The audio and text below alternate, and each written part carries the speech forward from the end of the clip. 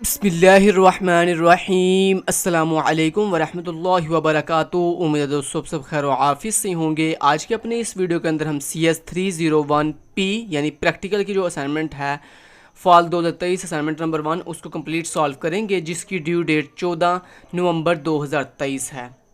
दोस्तों इस असाइनमेंट को आपने डेव C++ जो सॉफ्टवेयर है उसके अंदर ही क्रिएट करना है। अब डेव C++ सॉफ्टवेयर को कैसे डाउनलोड करते हैं, उसको कैसे इंस्टॉल करते हैं, ये पूरा complete step by step procedure जो है मैंने अपनी इसी वीडियो के डिस्क्रिप्शन पार्ट में आपको एक लिंक प्रोवाइड कर दिया है। उस लिंक पर आप क्लिक करके पूरा स्टेप बाय स्टेप गाइडलाइन ले सकते हैं किस तरह से डेव C++ को आपने डाउनलोड करना है और कैसे उसे इंस्टॉल करना है। जब आप डेव C++ डाउनलोड और इंस्टॉल कर लोगे तो उसके बाद आपका एक टास्क फिनिश हो गया। देन दोस्तों सर यहाँ पे कह रहे हैं कि आपने जो असाइनमेंट का सोल्यूशन LMS के ऊपर अपलोड करना है ना, वो बड़ा कौन सी फाइल होनी चाहिए, .cpp फाइल। .cpp फाइल कहते हैं इस कोडिंग वाली फाइल को, ठीक है। तो ये सर कह रहे हैं ये वाली फाइल आपने जो है वो LMS पे अपलोड करनी है। और सबसे मेन इंस्ट्रक्शन यहाँ पे ये ना, do not use structure. Sir कह रहे हैं यहाँ पे आपने कोडिंग करते हुए स्ट्रक्चर का इस्तेमाल नहीं करना, बल्कि वही सारी की सारी चीज़ें यूज़ करनी है। मतलब वही सारा ये स्ट्रक्चर यूज़ करना है जो सर ने यहाँ पे आपको बना के दिया। मतलब टास्क क्लास यूज़ करनी है, टास्क स्टैक क्लास यूज़ करनी है। टास्क क्लास में जो सर ने एट्रीब्यूट्स और यहाँ बिहेवियर बताया वही यूज़ करने हैं, जो यहाँ पे एट्रीब्यूट और बिहेवियर बताया वही सारे आपने यूज़ करने हैं, ठीक है। और इसके अलावा आपको पता ना इस फाइल के साथ आपको एक MP4 के अंदर वीडियो भी सर ने सेंड की हुई है। उस वीडियो के अंदर कंप्लीट सर ने स्टेप बाय स्टेप करके दिखाया है कि कैसे आपने इस असाइनमेंट को जो है वो क्रिएट करना है। तो चलें, सबसे पहला प्रोसीजर तो मैंने आपको बता दिया कि आपने वीडियो के डिस्क्रिप्शन पार्ट में जाकर how to download dev C++ IDE उस पर जाकर उस वीडियो को वॉच करके डाउनलोड कर लेना है IDE को। कौन से? डेव C++ IDE को। जब दोस्तों आप उसे इंस्टॉल कर लोगे मेरी वीडियो देखकर, उसके बाद जब आप उसे ओपन करोगे तो यहाँ पे आपके बिल्कुल वाइट कलर का पेज आएगा। आपने क्या करना है, न्यू फाइल क्रिएट कर लेनी है। न्यू फाइल क्रिएट करने के दोस्तों दो तरीके होते हैं। या तो आप Ctrl+N जो शॉर्टकट की होती है इसको प्रेस करेंगे तो न्यू फाइल बन जाएगी, या फिर दूसरा आसान तरीका ये है कि आप डेव C++ को जब फर्स्ट टाइम ओपन करेंगे तो यहाँ पे फाइल का ऑप्शन है। यहाँ पे फाइल के ऑप्शन के ऊपर क्लिक करके आपको एक न्यू का ऑप्शन मिलता है। इस न्यू वाले ऑप्शन के अंदर आपको एक ऑप्शन मिलता है सोर्स फाइल का और प्रोजेक्ट का। आपने सिंपली सोर्स फाइल के ऊपर क्लिक कर देना है। जैसे आप सोर्स फाइल पर क्लिक करते हो तो देखो आपके सामने एक न्यू फाइल जो है क्रिएट होकर आ चुकी है। अब इस न्यू फाइल के ऊपर आपने कुछ भी रैंडम सा लिख लेना है, कुछ भी मान लो आपने रैंडम सा थोड़ा सा लिखा। और उसके बाद क्योंकि दोस्तों डेव C++ IDE का ये रूल है कि आपने अगर कोई भी फाइल सेव करनी हो ना तो फाइल के अंदर कुछ ना कुछ लिखा होना चाहिए। तो हमने यहाँ पे रैंडम सा कुछ भी लिखा और उसके बाद इस फाइल को सेव करना चाहते हैं हम। तो इस फाइल को सेव करने के लिए आप Ctrl+S दबा सकते हो, या फिर आप यहाँ पे फाइल वाले ऑप्शन पे जाने के बाद यहाँ पे सेव के ऊपर क्लिक करोगे तो ये आपसे पूछना हाँ जी कहाँ सेव करना है। तो मैंने इसको अपनी लोकेशन बता दी डेस्कटॉप। तो मैं फाइल को डेस्कटॉप पे सेव कर रहा हूँ, आप भी चाहे तो डेस्कटॉप पे सेव कर लें, जहाँ पे भी आप चाहते हो आप इसको सेव कर सकते हो। तो लोकेशन चूज़ करने के बाद आप यहाँ पे देन फ़ाइल का नेम बताएंगे। तो मैंने फ़ाइल का नेम दोस्तों बता दिया। तो आपको ये रिकमेंड करूँगा आप जो भी फाइल का नेम रखें वो अपनी VUID के अकॉर्डिंग रखिएगा। मान लो आपकी VUID है BC123456789। नेम सेट करने के बाद आपने देन सेव के ऊपर क्लिक कर देना। तो आपका सेव ये जो फाइल है ये .cpp फाइल सेव हो चुकी है और यही .cpp फाइल आपने LMS पे अपलोड करनी होगी। अब दोस्तों ये जो आपने रैंडम सा टेक्स्ट लिखा था इसको यहाँ से रिमूव कर दें। रिमूव करने के बाद चलें जी, अब आपकी ये बिल्कुल फाइल जो है बिल्कुल रेडी है तैयार होने के लिए। अब आपने ये जो न्यू फाइल क्रिएट किया है इस न्यू फाइल के अंदर आप अपना कोड लिखोगे। कौन सा कोड? ये वाला कोड जो मैं आपको दिखाने जा रहा हूँ। अब ये कोड स्टेप बाय स्टेप दिखाऊंगा और इस कोड को दोस्तों आपने अच्छे से केयरफुली लिखना है। बार बार ये चीज़ कह रहा हूँ, केयरफुली यार लिखा करें, खुदा के लिए केयरफुली लिखा करें। आप लोग केयरफुली नहीं लिखते फिर आपके छोटे छोटे एरर आते हैं। छोटे छोटे समझते ना, लार्ज लेवल के छोटे छोटे एरर होते हैं, लेकिन आपको फिर समझ नहीं आ रही होती कि करना क्या है। सो इसलिए आप लोगों से मेरी हम्बल रिक्वेस्ट है, यहाँ पे देखें लाइन वैसे भी लाइन नंबर लगा हुआ है कि आप किस लाइन पे खड़े हो इस वक्त। तो आप इजीली लाइन नंबर के अकॉर्डिंग जो है कोड लिखिएगा। जहाँ पे स्पेस है वहाँ पे स्पेस, जहाँ पे सेमी कॉलन है वहाँ पे सेमी कॉलन, जहाँ पे कॉलन है वहाँ पे कॉलन, जहाँ पे बॉडी स्टार्ट हो रही है वहाँ पे बॉडी स्टार्ट करें, जहाँ पे एंड हो रही है वहाँ पे एंड करें। तो ये मेरी आप लोगों से हम्बल रिक्वेस्ट है और मैं आपको चैलेंज करता हूँ कि इस असाइनमेंट का सोल्यूशन नहीं बल्कि जितनी भी आपकी कोडिंग वाली असाइनमेंट्स होती हैं उसका मोस्टली सबसे 100% सोल्यूशन KST लर्निंग पर सिर्फ अपलोड होता है। बाकी जितने भी हैं वो अल्हम्दुलिल्लाह KST लर्निंग के कोड कॉपी करके वीडियो अपलोड करते हैं। सो इसलिए आप लोगों से रिक्वेस्ट है कि आप फटाफट से KST लर्निंग जो कि ऑफिशियल यूट्यूब चैनल है इसको सब्सक्राइब भी करें, क्योंकि आपको इस जो यूट्यूब चैनल है इसके ऊपर हर कंप्यूटर साइंस की जो कोडिंग वाली असाइनमेंट्स होती हैं वो मोस्टली अपडेट हो जाती हैं। तो आप यहाँ से इनको क्रिएट कर सकते हैं। अब दोस्तों ये जो कोड है आपने कोड फटाफट से राइट कर देना अपनी इस न्यू फाइल जो आपने क्रिएट किया अभी भी फाइल, इस फाइल के ऊपर आपने ये वाला मेरा वाला कोड राइट कर देना। अब सबसे पहले यहाँ पे IOStream हेडर फाइल है जो कि इनपुट आउटपुट के लिए यूज़ होती है। Then conio.h console input output के लिए यूज़ होती है। Then using name space standard एक लाइब्रेरी है और इस लाइब्रेरी से हम अपने स्टैंडर्ड चेक करते हैं। तो उसके बाद हमने कहा हमें एक आपने क्लास क्रिएट करनी है टास्क के नाम से। मैंने टास्क के नाम से क्लास क्रिएट की, टास्क का टी कैपिटल रखा हुआ है मैंने। उसके बाद आपने ये ब्रैकेट ओपन की और कर्ली ब्रैकेट से, उसके बाद ये प्राइवेट एक्सेस स्पेसिफायर लगा हुआ है, उसके कॉलन है। और देन उसके बाद ये कुछ एट्रीब्यूट्स है टास्क क्लास के अंदर, टास्क आईडी है, टास्क नेम है, डिस्क्रिप्शन है, ड्यू डेट है और नेक्स्ट का एक पॉइंटर है। देन उसके बाद दोस्तों ऐसे ही लिखिएगा प्लीज़, आपसे मेरी भाई दोस्तों हम्बल रिक्वेस्ट है, अगर आप नहीं बना सकते तो आप हमसे पेड में भी ये असाइनमेंट बनवा सकते हो, बजाय इसके कि आप वो फ्रॉडिये या वो फेक लोग जो कि मेरी ही असाइनमेंट देकर आपको पेड में दे रहे होते हैं, बजाय उनसे बनवाने के आप हमसे कॉन्टैक्ट करें। हम इंशाल्लाह आपको ये असाइनमेंट पेड में भी 100% एग्जैक्ट सोल्यूशन के साथ बना के दे सकते हैं। ठीक है जी। उसके बाद दोस्तों नेक्स्ट पब्लिक एक्सेस स्पेसिफायर है और उसके बाद यहाँ पे कुछ सेटर एंड गेटर फंक्शन लगे हुए हैं जो आपके इन जो आपने डाटा मेंबर्स यूज़ किए हैं इनकी वैल्यूज़ को सेट और गेट करने के लिए यूज़ किए जाएंगे। अब यहाँ पे सबसे पहले सेट आईडी जो कि सेट आईडी करेगा, इसको आपने सेम एज इट इज़ ऐसे ही इस कोड को लिखना है, कोई चेंजिंग नहीं करनी। ठीक है, उम्मीद करता हूँ यहाँ तक आपने कोड लिख लिया होगा। Set task ID, get task ID, यहाँ तक ये आपने दो फंक्शन बना लिए होंगे। देन उसके बाद नेक्स्ट चलते हैं और अगला कोड है जनाब सेट टास्क नेम और गेट टास्क नेम। ये आपके टास्क नेम को सेट और गेट कर रहा है। उसके बाद ये भी आपने उम्मीद कर दिया होगा। उसके बाद नेक्स्ट चलते हैं और ये है जी सेट डिस्क्रिप्शन और गेट डिस्क्रिप्शन। ये बेसिकली आपकी टास्क की डिस्क्रिप्शन सेट और गेट करने के लिए ये वाले दो फंक्शन जो है वो यूज़ हो रहे हैं यहाँ से लेकर यहाँ तक। ठीक है जी, इतना कर लिया। उसके बाद दोस्तों नेक्स्ट आ जाता है ड्यू डेट। तो ड्यू डेट के लिए भी आपने दो getter setter and getter function बनाए हुए हैं, सेट ड्यू डेट और गेट ड्यू डेट। तो यहाँ से लेकर यहाँ तक इस कोड को भी फटाफट से टाइप कर लें।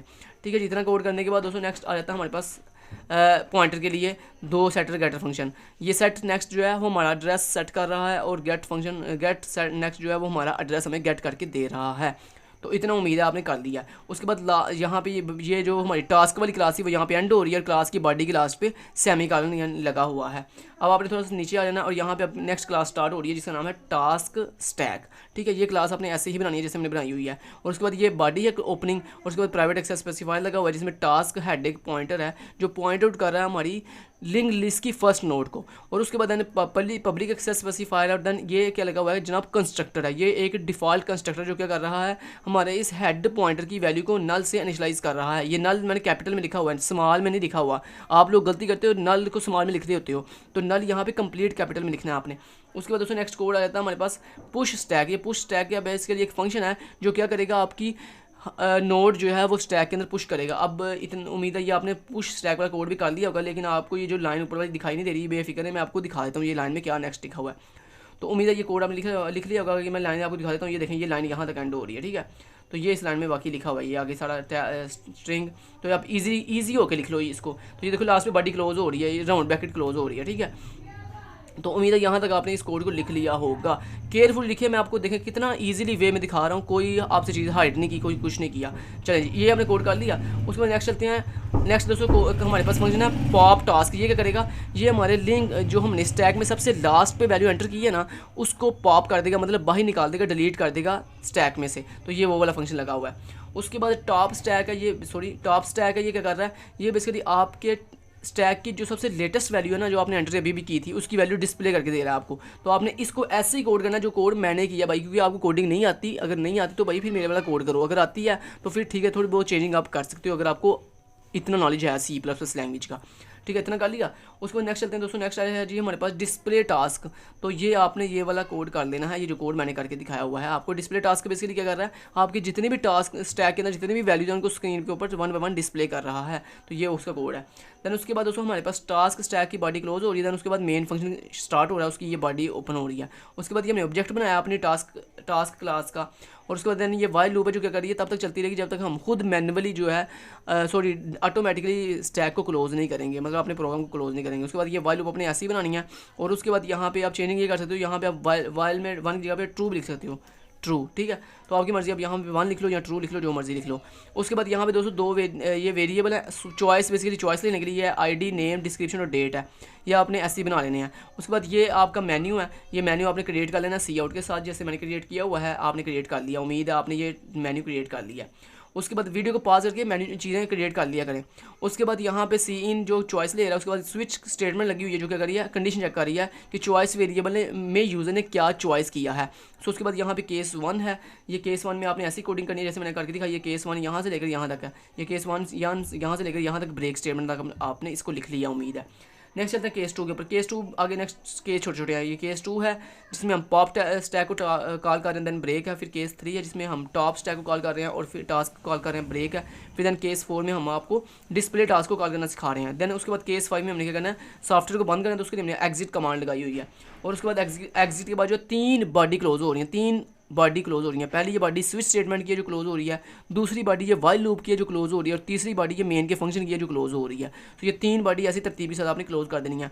और कोड को बड़ा ही खूबसूरती से लिखा करें, जैसे जैसे देख रहे हो मेरा कोड देखो कितना वेल डिफाइन तरीके से मैनेज किया गया है, हर चीज़ कितने अच्छे तरीके से दिखाई दे रही है, कितनी ब्यूटीफुल लग रही है। तो आप भी ऐसे कोड जो है ब्यूटीफुल तरीके से जो है राइट किया करो। तो उम्मीद करता हूँ आपने जिस तरह कोड राइट कर लिया है, कहाँ पे आपने ये जो न्यू फाइल बनाई थी, इस न्यू फाइल के ऊपर आपने ये सारा कोड राइट कर लिया होगा मेरा सारा कोड देखकर। ठीक है, अब कंट्रोल A कंट्रोल C, मान लो इस तरह से आपने न्यू फाइल के ऊपर ये सारा कोड राइट कर लिया।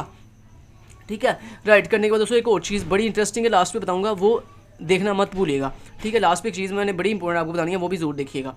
अच्छा, यहाँ पे जब ये कोड दोस्तों आपने सारा लिख लिया अपनी न्यू फाइल के ऊपर, देन आपने क्या करना है, यहाँ पे इसको कंपाइल कैसे करते हैं उसके लिए आपको 3 बटन ऊपर दिखाई दे रहा है। ये तीसरा जो बटन है ना, कंपाइल,